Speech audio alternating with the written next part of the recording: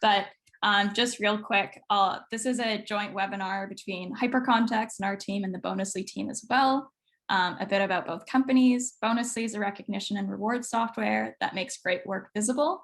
And which is even more important now that we're all working remotely. It's a really fun and easy way to celebrate your colleagues and promote inclusion across the company. Hypercontext, on the other hand, is a solution that empowers managers and their teams to be high performing by combining quarterly priorities, weekly meetings, and engagement measures all in one place. With Hypercontext, you're able to build collaborative meeting agendas for one-on-ones, team meetings, cross-functional meetings, access hundreds of conversation starters, and foster a culture of accountability and feedback sharing within every single meeting that you have at your org. That being said, we can kind of kick things off. So without further ado, I'll let them introduce themselves. Brennan, maybe we'll start with you. Hey everyone, Brennan from Hypercontext. As Hiba was saying, we make an app that helps managers share feedback and run better meetings, track towards goals, all of that fun stuff you have to do every day at work in order for it maybe to be classified as work. Really excited to be here today and hang out with you all. Even though it's being recorded, it's more fun if you're interacting. So jump in the chat, say something, ask some questions. We definitely want to customize it for all of you who are attending. And to give you an example of something you can add to the chat, I think we can all give Vicki a shout out. She's also got a board meeting today and she's here with all of us hanging out. So I'll pass it off to Vicki for her introduction, but definitely want to say thanks for her being here today. Yeah, I'm really excited to talk with all of you and excited to be here as well. VP of People Ops for Bonusly. Been in HR for over 15 years, working at large and small companies. My favorite is kind of scaling startups, just because there's more freedom to kind of build things. Spent a large part of my career working on performance management and feedback and training managers. So working with Hypercontext today is really fun. I've tested out their one-on-one template and it was fantastic. Really helped kind of unearth some things with my own team. So really excited to continue the conversation, talk about feedback and recognition today. All right. Well, I'm excited to get things started. So real quick, just so everyone knows what we're talking about today, I'm going to quickly go over what the Great Resignation is, why it matters, and then we'll get to the meat of the presentation in the webinar today, which is how to foster a culture of feedback sharing on your team, and also the impact recognition will have in your workplace. So I guess we'll kind of just dive in real quick to this. So if you haven't heard already, which I assume you have, the Great Resignation is basically what's happening where millions of workers all over the world either want to quit their jobs or are quitting their jobs. And so some stats alone from the US Labor Department, in April, 4 million people quit their jobs in just the US. From Monster.com, 95% of workers they surveyed in the US are currently considering switching their jobs. And then on a global stage, 41% of the global workforce is considering leaving their current employer this year. So a lot of potential turnover happening this year, and a lot of things that we should keep in mind.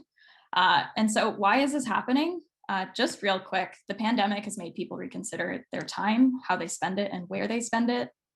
Money, do they want to spend money commuting to work every day, on rent in the big city, on daycare, things like that. And then flexibility overall. You can spend 8 hours in the office, or you can spend 8 hours near your kids from your preferred location rather than your company's office. So it's just got a lot of people thinking about these things. And so for the most part, from what I've seen, is that most companies are tackling this by just giving people time off. Here's an extra week off, here's an extra day, here's fun summer Fridays. But in reality, vacations are absolutely great and important, but they're not the answer when it comes to engaging and retaining your team. There's definitely some more underlying things that companies and managers can focus on. And that being said, I will kind of pass it off to Brennan here to get to the first piece, which is how to foster a culture of feedback sharing on your team. I think Hiba makes a good point there. We, often, I think as people who run companies or control some of these things, giving a week off to the team is a major win for everybody, and definitely is a win for the employees. But they're not usually. Folks aren't quitting because of vacation time. I think they're quitting for a variety of reasons. The old saying kind of goes, which is people don't leave companies, they leave managers, right? Or people leave managers, not companies. And for the most part, like, personal opinion on this, just with the folks that I've talked to thousands, the gut instinct is there's probably people who would have quit last year who didn't feel like it was a secure time to leave their jobs, and they kicked the bucket down the road. And, maybe now's the right time. The world's settling into this new normal, and we all feel a little bit more secure. And so some of it's maybe deferred quitting, some of it's maybe current quitting. And I'm sure people who deferred their departure from a company probably weren't the best people to work with. So there's probably a lot of other burnt out, frustrated, tired folks who are looking at leaving. When we look at what can we do to affect this, the thing that I always go back to is just this quote, which is in Gallup's State of the American Manager. But if you look at like any engagement report from any consultancy, you'll basically find the same thing, which is they all kind of start with this hidden little paragraph about employee engagement that says something along the lines of, everything you're going to read in this report is great and definitely correlated with engagement. The number one thing is hiring good managers and making sure those managers are performing to their fullest potential every single day. Otherwise, you're not going to see much change. And I think that's backed up if you looked at historical engagement scores across the US. They haven't really moved in 20 years, even though we've spent a lot of time working on engagement. So if you don't help your managers, I think everything else is basically going to crumble.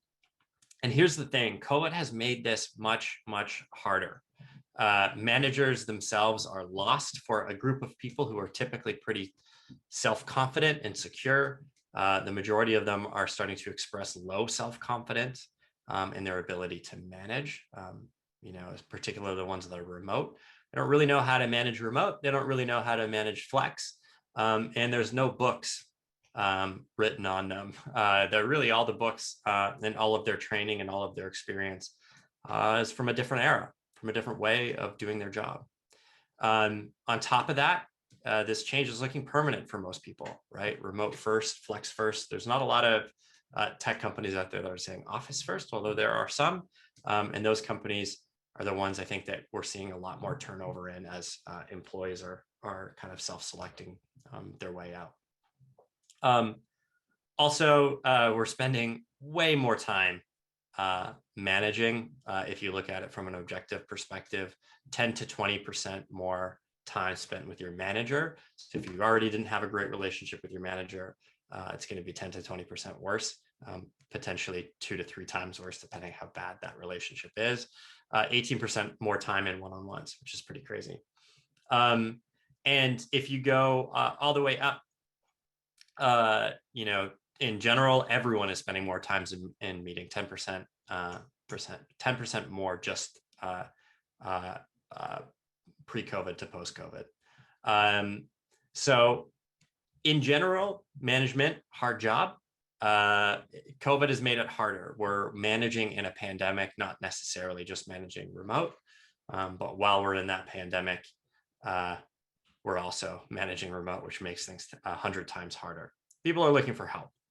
And I think the other thing is, as we go back to back in these Zoom meetings and we get Zoom fatigue and we're tired, we often forget that meetings are kind of these, and now they're Zoom meetings, but meetings are kind of the only tool that managers have to do work, right? When you're delivering feedback, what other choice do you have than to deliver critical feedback to a person, synchronously, when you're sharing it with them, looking at how they're interpreting it, adjusting the messaging based on how they're reacting. You kind of don't have another choice, right? Performance feedback, the same thing, trying to help drive autonomy and accountability, motivating people, brainstorming. A lot of those things happen face-to-face or Zoom to Zoom. And without it, it's really hard to get work done. It's really hard to do the managerial work that we talk about, including the other managerial work that we're not necessarily talking about today. For example, I don't know if you can hear that construction happening, but it is, I guess, COVID. let alone things like planning, forecasting, doing all that financial work that a lot of leaders have to do. Meetings are kind of this core tool for how we work. Even though we have other tools that have dashboards, and apparently every single meeting can be an email, even though all those things are true, meetings are kind of the core tool that we have as managers. So as we think about feedback and we think about meetings, how can we foster this culture of feedback? How can we make feedback better without maybe adding something to the plate of the managers who are currently overwhelmed, tired, frustrated, burnt out themselves? What do we do? And I think the answer here is embed this into what they're already doing, right? Take some of the stuff they're already doing and make it easier and 10 times better. So if we look at how do we make it easier to share feedback, or how do we make it easier to receive feedback, I'm going to go a little bit into the theory. I promise it will get practical. And then you can kind of zoom out and apply this to your team. So there's 3 key things to think about for creating a culture of high velocity feedback. So every person on the team is going to want to be thinking about these 3 things. The first is safety. The second is effort. And the third is benefit. You're going to want to have high safety, low effort, and high benefit. So what do I mean by each of those things? Psychological safety is something that matters a lot for teams, especially knowledge workers, where most of our work happens in our brains instead of maybe with our hands and shovels. We might not necessarily in Zoom meetings feel physically unsafe, but psychological safety, I think, is a huge part of everyone's work, particularly remote. And psychological safety, you've probably heard it a lot. I think that the best way to describe psychological safety is when thinking about this in various different stages of your life. You might have felt very psychologically unsafe during high school, maybe, right? Well, there's bullies around who are saying snide comments. Or if you look at anyone in high school, they're all wearing the same hair part or the same outfits or whatever. You know, God forbid they do something a little bit out of their clique. They will be outcasted and ostracized for being different. Whereas if you look at kindergartners, it's the total opposite. They can be talking about rocks and bugs and going down the slide, and some other kid can say, I don't like that, let's play a different game. And they're like, okay, it's totally fine. They don't care. They feel very psychologically safe. And in fact, if you take this concept of psychological safety and you actually take a group like kindergartners and pit them against a group like MBA graduates, in a lot of cases, a team of kindergartners can outperform a team of MBA graduates just because of this psychological safety. The basic example that you can repeat any country you go to with those 2 groups of people is if you ask those 2 groups to create a tower out of spaghetti and marshmallows, the kindergartners almost always win if you give them a tight time frame.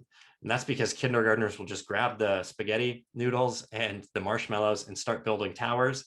And then they'll look over at what all their peers are doing and they'll copy the best ideas and iterate their way to success. And they don't really care about looking stupid or acting stupid or having a terrible tower, except at the end, and then they throw a tantrum. The MBAs are terrified. They don't want to step on each other's toes. They talk a lot about ideas. They want to present a smart idea. They want to go through and be respectful. And they're very cautious of who's leading and who's not leading. And that usually tends to 15 minutes of talking, 5 minutes of building, and the kindergartners tend to win. So what you want to create on your team, both individually with you and your manager, and then you and your team, and then your peer level team, and then also your direct reports, is a high degree of psychological safety. And the hack to do that, especially if you're a manager, is to be vulnerable first. Communicate, lead by example, that it is okay to be vulnerable here. It's okay to kind of swim against the current a little bit. And the easiest way to do that is to demonstrate it. So if you're going through a hard time, share that you're going through a hard time. If you have a different idea, ask the stupid questions, whatever it happens to be. Feel comfortable doing that, and that demonstrates to other people that, hey, if my boss is able to do it, maybe I can do it too. Obviously, when that time comes, make sure you encourage that behavior and not destroy it. Okay, Onto effort. This is an interesting one, especially if you're trying to share the effort, or you're trying to share feedback or receive feedback. You could probably remember this in both cases.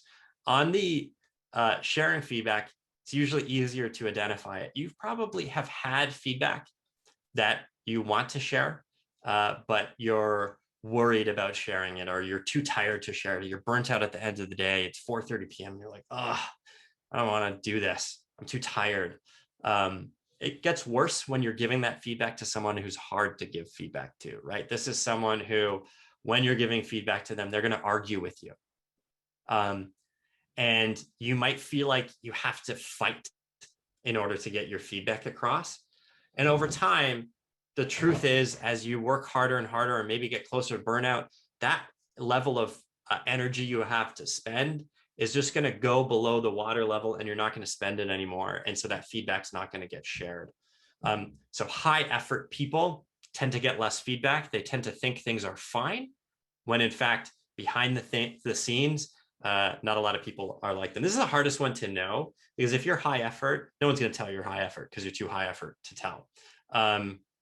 So how do you make it low effort, or how do you know if you're low effort? The first is do your best to reduce the effort it takes to get feedback from people. So there's 2 hacks I can give you here as an individual controlling your own destiny, and then maybe teach this to some of your managers on your team. One is ask questions. Don't assume people will bring you feedback. Ask them for that feedback. And I'll give you a really tangible example of this before I move on from all of the slides. But for example, you can ask them a question like, hey, what's one thing I can do that would make your life less stressful? And that will give them an opportunity to share that feedback without having to bring it up and broach the subject. The second thing is, when they're sharing, listen, right? Your only job when someone's giving you feedback is to listen. And humans are terrible at it, by the way. So the best hack for listening is, the only thing you're allowed to say is to repeat what they're telling you. So if you say, what's one thing I can do to make it less stressful for you? Your only job in that moment, until they're fully exhausted of sharing, is to reflect back at them. So if they say you're late to meetings, just say, hey, what I'm hearing is that you think I'm late to meetings. I'm showing up late, whatever. Don't defend yourself. Don't ask for specifics. Repeat it back to them. And when you do that, you'll notice that they start going in deeper and probably getting to the actual harder part that is to share around that piece of feedback. So step 1, ask questions. Step 2, reflect. And then we'll go on to step 3 right here in the second, or the third one, which is benefit. Benefit has to be high for any form of sustained feedback, whether that's to yourself or as a culture of feedback at your company. What I mean by benefit is, when someone shares feedback to you, do you do anything with it? And I think the easiest way to kind of analogize what low benefit workplaces are, or teams are, is if you've ever, back when we used to go to coffee shops, maybe and work out of coffee shops, kind of pre-pandemic, inevitably you would overhear 2 people talking about work. And one of them would be frustrated. Oh, management does this, management does that. Oh, my manager does this, or that team is stupid, or whatever. And they're kind of complaining. And at some point, the person they're complaining to will say something along the lines of, well, it's like the obvious question. Well, have you tried sharing that with management? Or have you tried sharing this with the team? Because it seems like they're doing something stupid, and they probably don't want to do something stupid. And I guarantee you that person will throw their arms up in the air and say, what's the point? They don't listen anyways. And so you're kind of seeing an employee there who at one point was engaged, who did share that feedback. It was kind of fell on deaf ears. And then they've given up, and they've just gone to complaining and disengaged activity, convincing other people not to try. And I think the interesting thing here is, these people at one point probably were engaged. They probably did try. They felt like they weren't listened to. And if you ask the management is probably saying, God, we're doing everything we can. We're listening, we're trying, we're doing all these things. I can never satisfy the employees. And I think the thing is, everyone's been focused on satisfying. And I don't think you have to satisfy. I think you have to listen. So my hack here is, in order to maintain high benefit, the only commitment you have to make is to listening. And so I think the goal here is if someone gives you feedback, say you're late to meetings, say you're, the strategy is wrong, say this team is ignoring you, whatever, the commitment is, listen, I've reflected everything. I believe I'm understanding your problem correctly. Here's what I'm going to commit to. I'm going to look at this. I'm going to think about it. I'm going to talk to other people in the team. I'm going to understand, a little bit more of this issue. And I'm going to commit to coming back to you in a week or 2 weeks or a month and telling you what my action is going to be. And if you follow through on that, that gives you the option to say, I've done the research here and I actually think you're wrong. I mean, you don't have to say it in that way, but I disagree with the feedback, but I've done my work. Here's why. You don't have to react on the spot and get defensive. And this is why we're not going to do something. And people will feel listened to if you kind of follow that pattern. So that's the third thing. Basically, you want a high degree of psychological safety, so people will share things with you, a low degree of effort, a high degree of benefit. And that will allow feedback to flow a little bit easier here. Step 2 on this, obviously, is about asking the right questions as consistently as possible. If you stop asking those questions, honestly, you'll also stop getting things. And so I think what this comes down to is marry the consistency with balance. And so you're going to want to kind of cycle through a whole bunch of different questions as a manager to your team, whether that's about work. Sometimes people have feedback about work. A lot of times they do. We're all here to work. But sometimes they have questions about growth. Sometimes they have about motivation. Sometimes, a lot of the times, it's about communication. I like to say, like, while we're all knowledge workers here, a lot of the issues tend to be about knowledge. And if you can kind of share some of that knowledge, sometimes that those issues go away. And so I think you want to make just a gut check of, are you satisfying all of those buckets, right?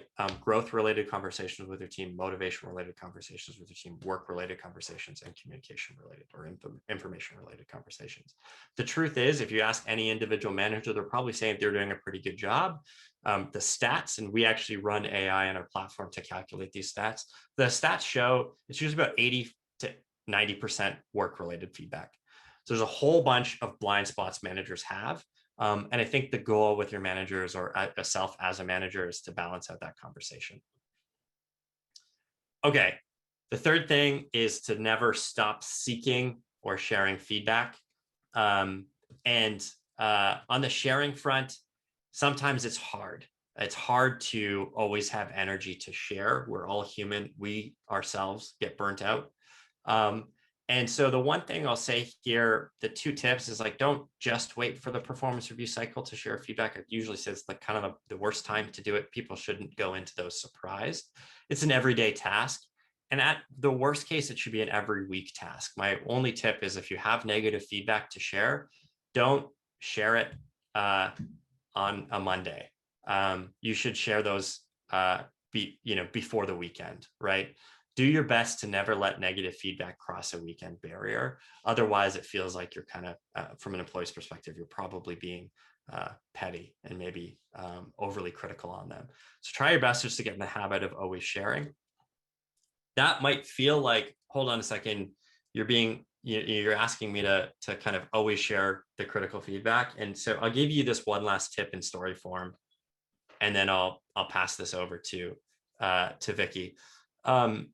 Here's a good way to kind of share feedback in a way that is going to be received quickly. So I think, and helpfully, this is a slow hack. If you don't remember those 3, that Venn diagram of those 3 things about effort and safety and benefit, I'll give you the tip of the lettuce pact, which a lot of people find valuable. So the lettuce pact goes something like this, if you haven't otherwise heard of it.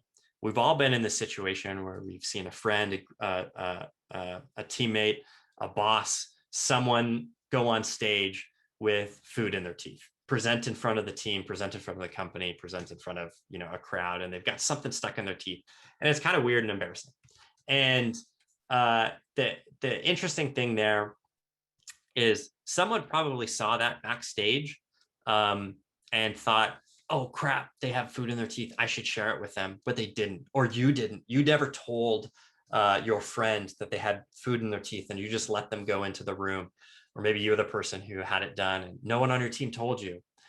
And that fear of sharing the feedback, the fear of, criticizing that person or embarrassing that person, in that one moment, just one-on-one, led them to embarrass themselves in front of the team, in front of the company, and maybe in front of a whole webinar of 600 people. And obviously, objectively, if you look at it, which situation is better? And obviously you want to embarrass that, it's not even really embarrassing. You want to save that person the embarrassment by telling them about it in advance. So I think we all can kind of identify with that, and we all agree what's the right thing to do in that situation, what's the wrong thing to do. It doesn't necessarily make it easier. But in life, at work, we're going to face those situations all the time. The lettuce in the teeth is probably not the situation we're going to face all the time, but situations like those are going to happen all the time. For example, little things like, if you're in the office, wobbling the desk, saying ums and ahs a lot, using the wrong words in presentations,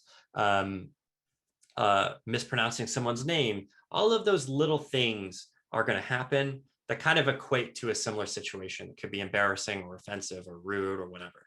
And those little pieces of feedback are the hardest ones to share, because it feels like you kind of have to go out of your way to nitpick something.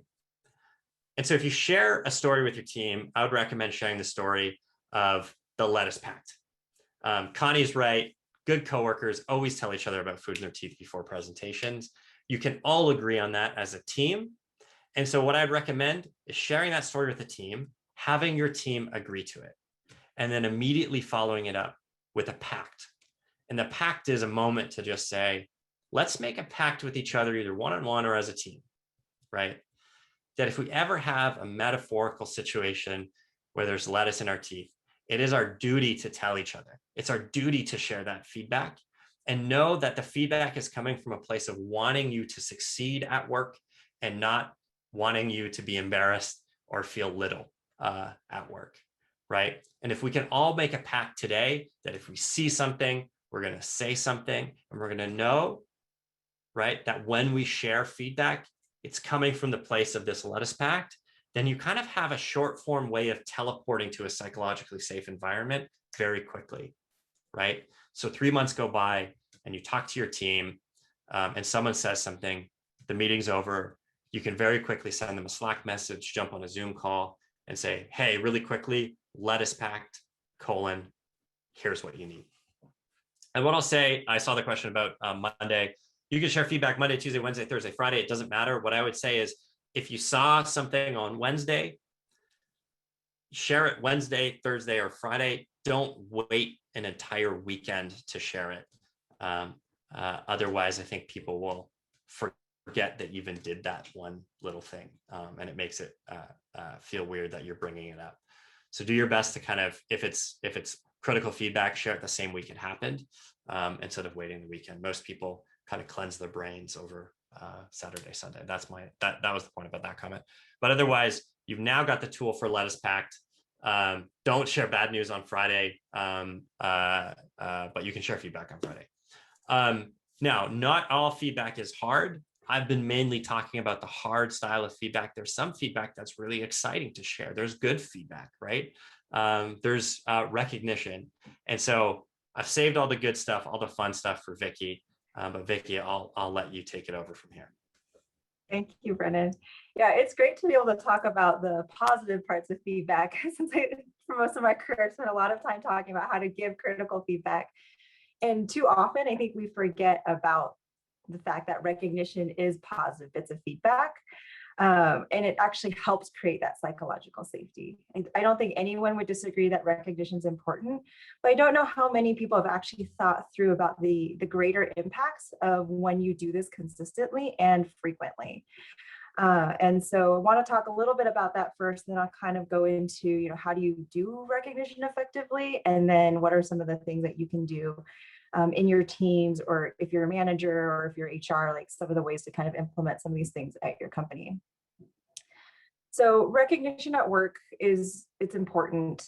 It really can impact 3 big areas, and that's really culture, engagement, and performance, right? When it comes to culture, pieces of recognition are really stories and signals that we give, and they're sticky. Humans have always been storytellers. It's how we communicate. It gives us signals and for how we interpret the world. And then when you give much more of that, it's actually easier to then give critical feedback, right? So it creates trust when they know what they're doing well, what they should be doing more of. When you tie it to values as well, it strengthens the purpose. So it can actually enhance your culture. That's when you know, oh, this is what this value looks like in action here. We do that at Bonusly a lot. We tie all of our recognition to our values. And then when it comes to engagement, it really does increase connection.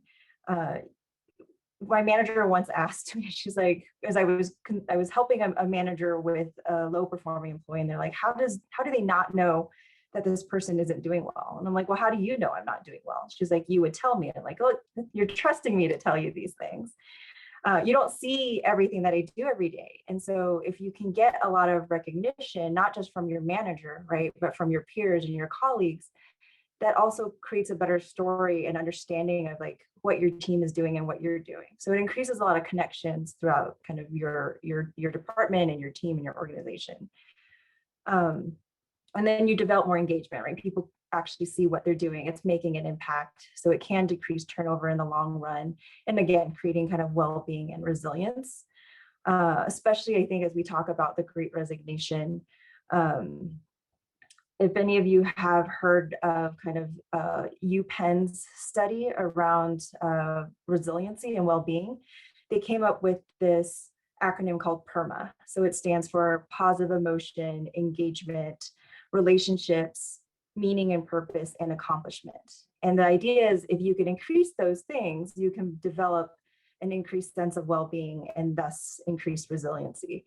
And recognition can do all of those things, right? It feeds into all of those pieces. So again, recognition seems like this tiny little thing that one person can give to another, but it leads to these greater effects, which I think then really help a company and a team really create connections there. And then of course, performance. So as I mentioned before, it does support managers because you don't know what your team is doing all the time.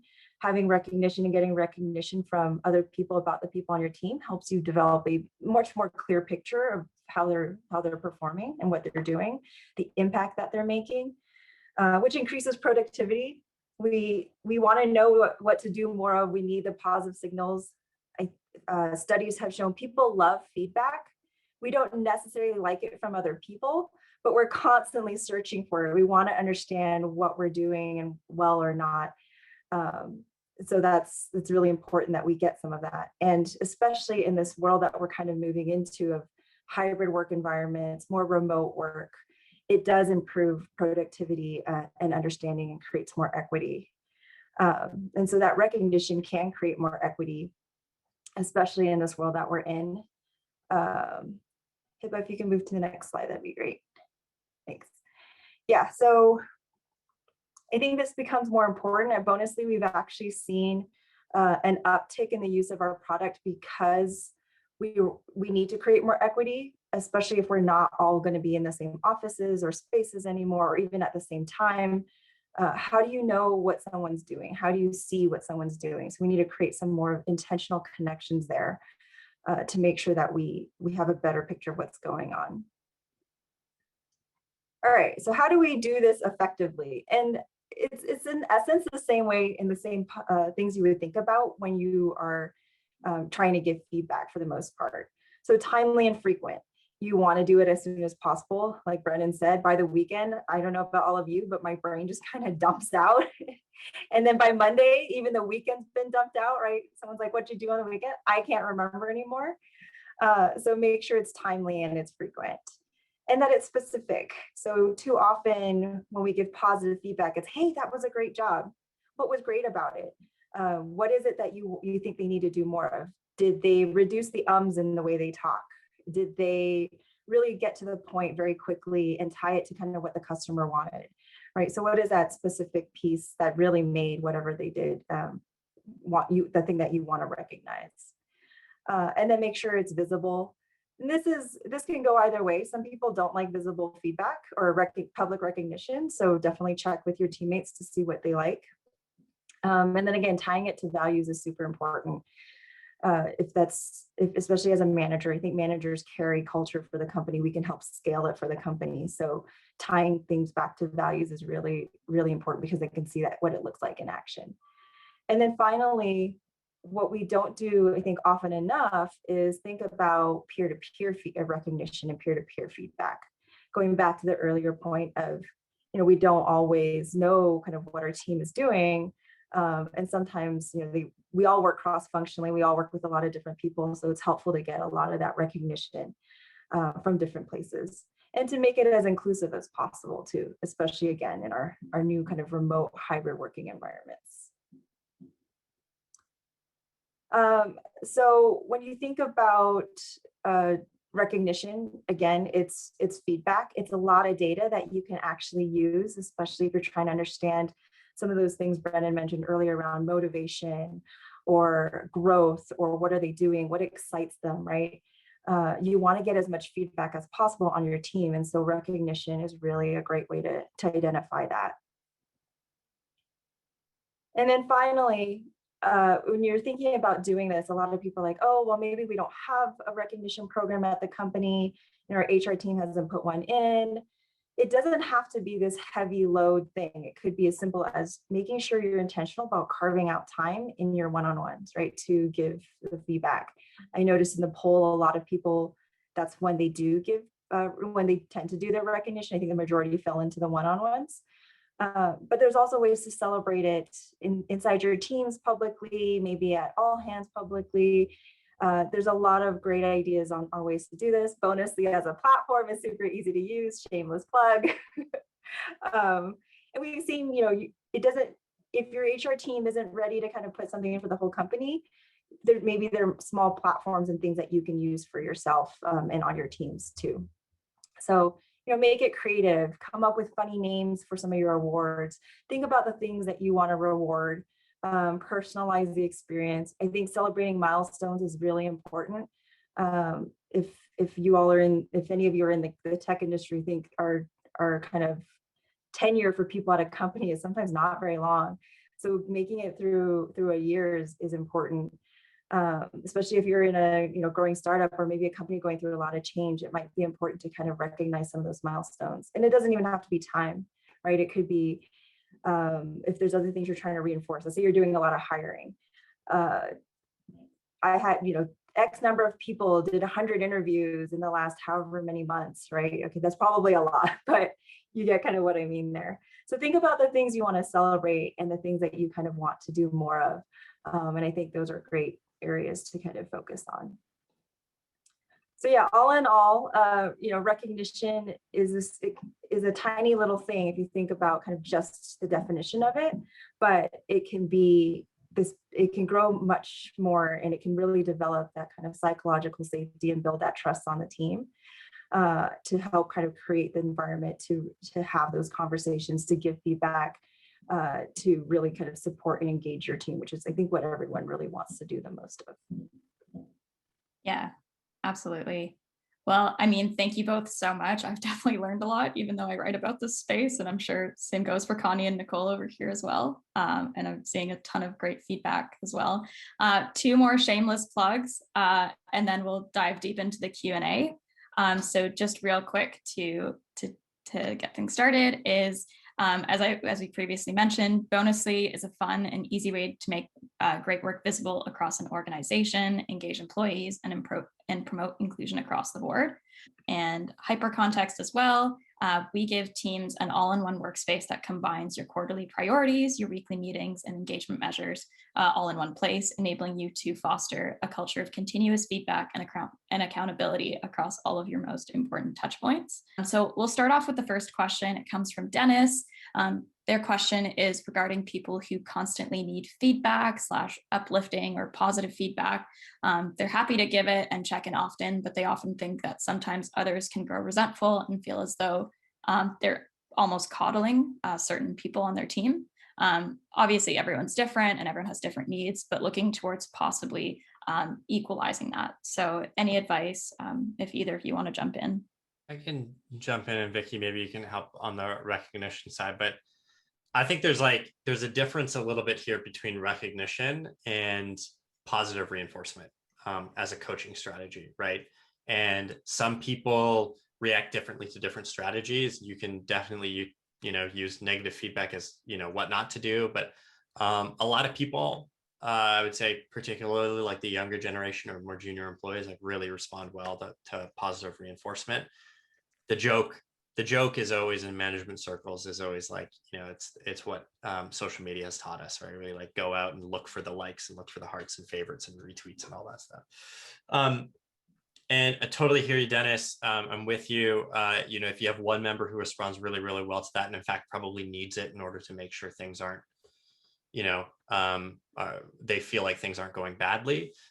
If you're doing a lot of that in public, that can make it seem like you're recognizing that person maybe more than they deserve relative to other people, and that can create resentment towards you and towards them. I just think there's a big difference between recognizing and coaching through positive reinforcement. So if it is, you're kind of thinking of this a little bit more as coaching through positive reinforcement, or treat it as a coaching conversation, I'd probably put that in a one-on-one, and I would work on a few things in those moments, like confidence in their role. I would work on things like how can they discover KPIs that are a little bit more objective, so they can start giving themselves the recognition if they're on the right track or off the right track. I would work on things like autonomy and whatever. It doesn't mean to never do positive reinforcement. I would just kind of think of it more as a coaching conversation than a recognition conversation. Now, that said, there's probably times when someone legitimately does get more recognition. I don't know, Vicki, if you have an answer for that, if you do have a star player who is getting a lot more.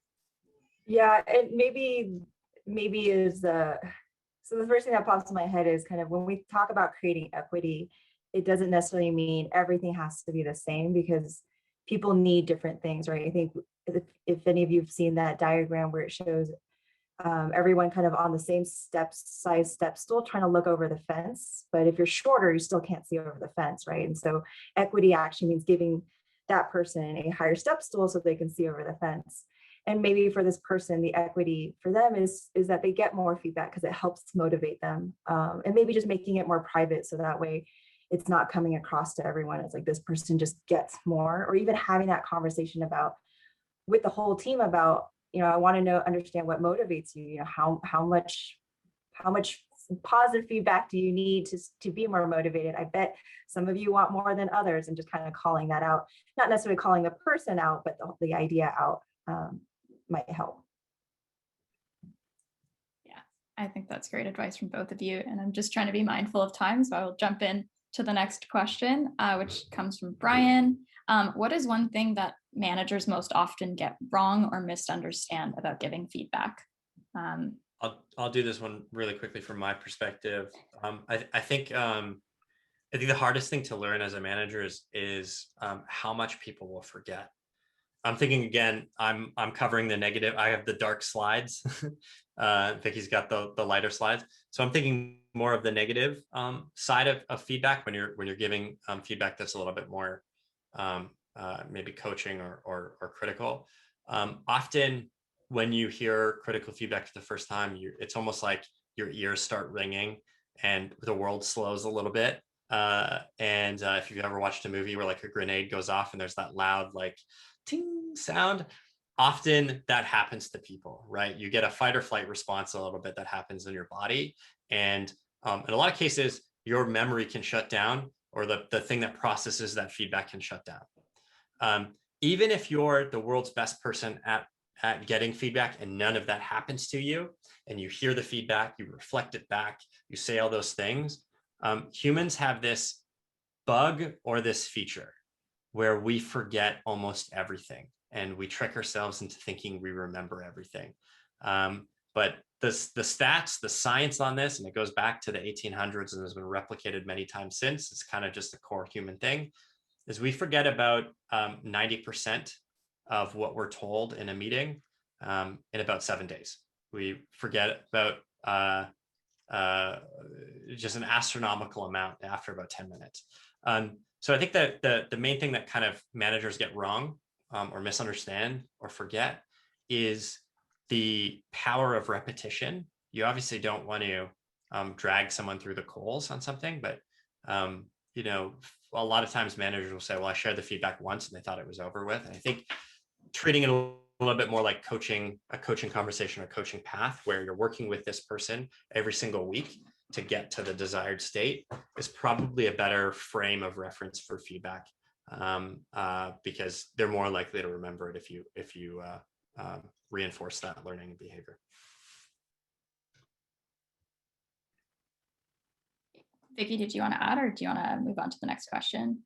I think the only thing to add is, you know, don't think that it has to just happen in that one time, right? It can be a conversation. It could be like, hey, why don't you reflect on that? And let's talk about it again later, to give their body and their kind of the lizard brain going off time to calm down. And I think we forget that it can be a conversation, and it doesn't nearly have to be as bad as we think it is.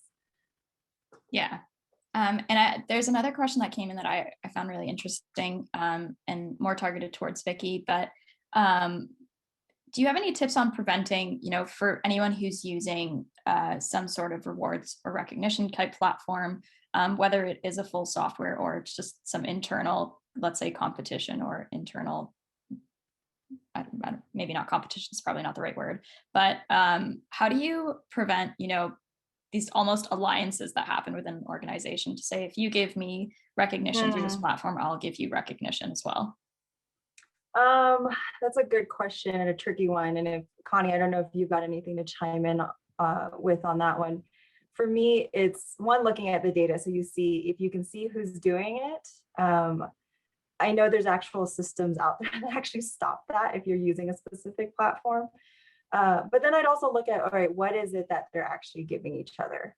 And is that a bad thing, right? Like, okay, if there's stuff attached to it, I think it's, all right, what does the recognition then feed into later? Because it's still data. So it's data that you know they're working together. Is it a negative thing that they're actually giving it to each other? Is that giving, is it, and if it is, then, and then maybe just calling it out, say, hey, you know, to the team or to those people kind of in private, like this is what our goal is for this product or platform or recognition. Like I think we shy away too much sometimes for just not asking, saying like, oh, I've noticed that you're giving this, you give them and then they give it to you, and it happens every month. And I'm just curious, can you tell me more about what's going on there, right? Ask the question and kind of lead with curiosity around it first. Or otherwise, you know, the other piece to try is to kind of build it into the process to stop it, or maybe not tie it to, if it's directly tied to like performance management somehow or performance reviews, maybe unknotting that and saying, okay, we're just going to look at this as additional data. So make sure if you're giving recognition, it's specific and it's not just this like kind of I give you, you give me kind of situation. Mm-hmm.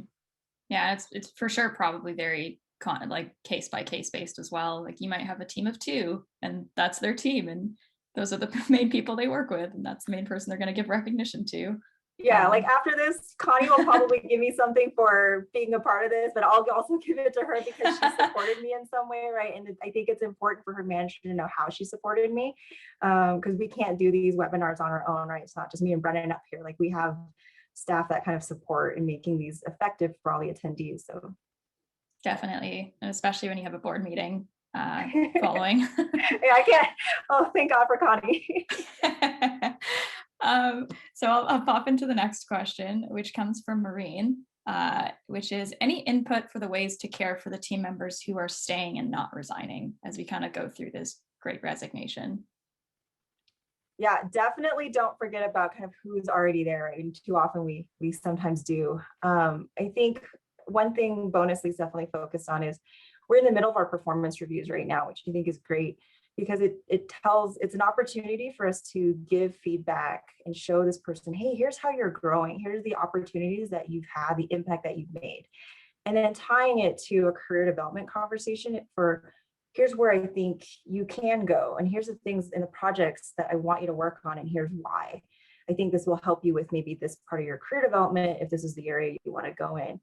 Career development conversations are going to be much more important. I think people want to stay if they find their work engaging, right? And the people that they like working with. So making sure you're kind of pulling that back to the front of the brain and awareness, because we forget about it when we're kind of in the day-to-day. One thing I'll quickly add to that, Bonus has got an awesome product called Signals. You should all check out, and they're waiving implementation fees. No, I think that on this point though, that's really important to make about the people who are staying versus leaving. When you do an engagement survey of some sort, you're going to get a bunch of mixed results. Some of it's going to be positive, some of it's going to be negative. As human beings, particularly as leaders who show up to webinars during their lunch breaks, we tend to want to fix problems, right? We tend to want to make all these problems go away, and anything bad we want to make good. And so a lot of times we focus in on the bad stuff and try to make the bad stuff go away, and actually ignore the stuff that people love and ignore the stuff that's doing great within our cultures. And I think the great things tend to need a lot of water as well. And often as leaders, we kind of jump from fire to fire and just pour the water on those little bits of flame that we do see. The one thing I think about often when it comes to those types of surveys is the people leaving negative stuff tend to be folks who are on their way out or considering leaving. And so the one thing I would just think about as you have that can of water and are pouring attention and energy and mind share or dollars on some of these problems is to look at the stuff you're doing great. Look at the stuff that you're doing for that the people who are staying, what do they love? What gets them excited? What's motivating them? And just make sure you're doubling down on those things. How do you get more people into those people's states and not just think of the folks who are having a bad time as problems that need to be fixed? That's my only thought there. Yeah, and I think before we get into that final question, like for me personally, as a manager, the biggest value of this presentation is not to retain the people who are already, about to leave the company. All of these tips and things that you can do and mindsets or approaches to have, you should be proactively implementing those with your existing team, and especially those who are staying, because let's say another great resignation happens a year from now. The people who are proactive, the people who are listening to their team, to their company, to their employees, and the people who are continuously sharing that feedback or reinforcing those positive behaviors and understanding what makes people stay, that's what's going to put your company and your team at, the top end, where you're not necessarily at risk for the great resignation, because people are actually engaged at your workplace because of all of this work that you've done. And so definitely go back and watch the recording, because I think there's a lot of actionable advice that both Vicki and Brennan have shared today to help prevent that future maybe mass turnover, let's say, or just reduce your turnover numbers in general. And so with respect to time, we'll call this as the final question for both of you. And so this was an anonymous question, but if someone has a fixed mindset, how can we help coach them or provide them with constructive feedback? That's the hardest thing. That's the hardest thing ever, because they probably don't think they have a fixed mindset. I mean, if they think they have a fixed mindset and they're committed to having a fixed mindset, and you're trying to be a culture of high growth individuals or high performing individuals, that's probably not a good cultural fit. And that's probably not what you wanted to hear right now, but that's probably the case. Although put that off to the side, we can forget about that comment. The other case is that you believe the person isn't a fixed growth or isn't a high or whatever. You believe the person is a fixed growth mindset person, and they believe they're not. In which case, it's probably just a little bit of the messages there's no real way to communicate. It might feel like giving each other feedback is bone on bone versus something that feels greased up. And I would almost open that up a little bit. That might take a month of talking to kind of figure it out. But a lot of times I've found fixed mindset people tend to be folks who can actually rev really, really high, but they're insecure overachievers in a lot of ways, and they don't want to put out this front that they're doing anything wrong. And so tends to be perhaps a psychological safety issue, or could be an effort issue. And so I would use some of those tactics to kind of bring down those barriers and just to create a positive environment where you're not criticizing, you're not holding this person down. You're not trying to, push power on top of them. You're not trying to tell them they don't have potential, that you're doing all of this because you believe they have a ton of potential. If at a certain point it's just not working, it might just not be working. But in my experience, I found it to be really hard to find someone who believes they're a fixed mindset person. And for the most part, I think they all believe that they can grow and get better and improve. And so I'd really think about how do you have a conversation about what's maybe the best way for them to get that feedback or listen to that feedback or agree with that feedback. Yeah, I think the only thing I'd add is if there's a way to kind of point it out and almost, literally lay a diagram in front of them. I know some companies who they actually have a whole page of here's how our brains respond to feedback in a defensive way. And they lay it down like you're doing this. It does take a little bit more setup to get to that spot, but if you have that kind of relationship, that might be one way to try and tackle it. But that can be difficult, and it is, I think, going back to figuring out, what does motivate them and trying to tie the change back to them getting kind of what they want in the future and with their career. Absolutely. And so we're kind of at time here, but I just want to say a couple things. First off, thank you so much to both Brennan and Vicki. I've learned a lot. I know that just judging by the comments that have been coming through, this has been a really valuable session for a lot of people. So massive thank you to both of you. Hi there, I'm Hiba from Hypercontext, and I hope you learned something out of that session. If you'd like to continue learning more about all things leadership, you can check out our latest video here, or you can subscribe to our channel below. You can also find us at hypercontext.com and join the conversation on Twitter or LinkedIn, and we'd be happy to chat. Thanks.